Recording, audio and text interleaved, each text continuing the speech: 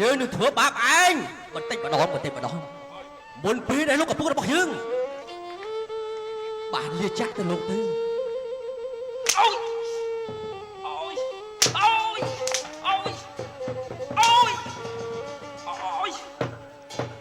ឯងសម្រាប់យើងមកក្នុងពេលនេះយើងចាច់កដាប់ដៃរបស់ឯងឲ្យអពេចស្វ័នឯងសម្រាប់អញមកយើងមិនឲ្យឯងស្លាប់ដោយស្រួលទេវិញគំនុំនៃការឈឺចាប់របស់យើងនេះវាធំជាងភ្នំទៅទៀតដោយសារតែជីវិតរបស់ឯង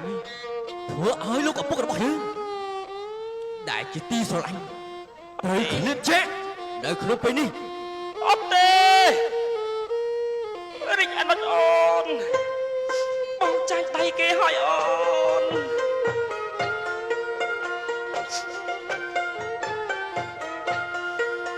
ថ្លៃអើយថ្លៃមេដង្ហើមជីវិត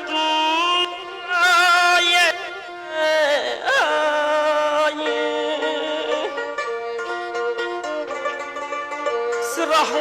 កែវមាត់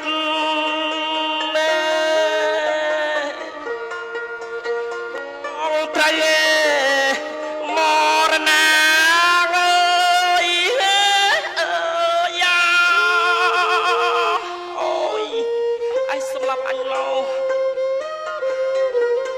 រីកអណិតអូនថ្លៃអើយ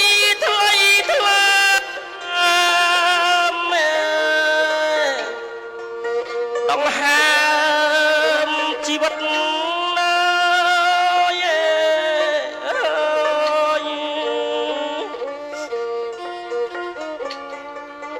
អស្រស់ងាវមាត់ណាអូនណាបងត្រូវមរណាអូនណាមាសបង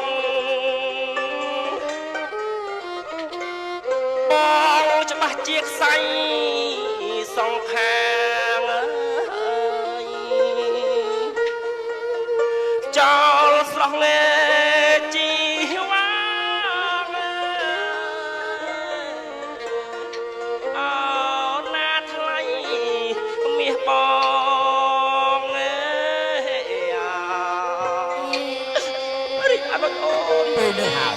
តែឯងបានដឹងយ៉ាងច្បាស់ថាអូយចាប់ពីដកប៉ុណ្ណាបានធ្វើទៅនោះទៅកម្មវិធីទៀតបងចាច់ដៃ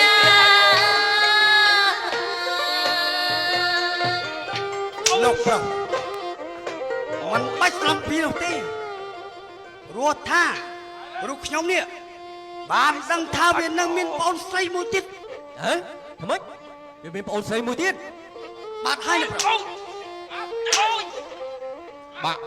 បានហើយដាក់វា100ពាត់ទៀតលោកចាក់ចាយ៉ាមីឲ្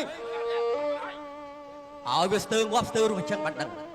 ពីទំហំដែលចិត្តរបស់យើងកំពុងតែឈឺចាប់លោកប្រុស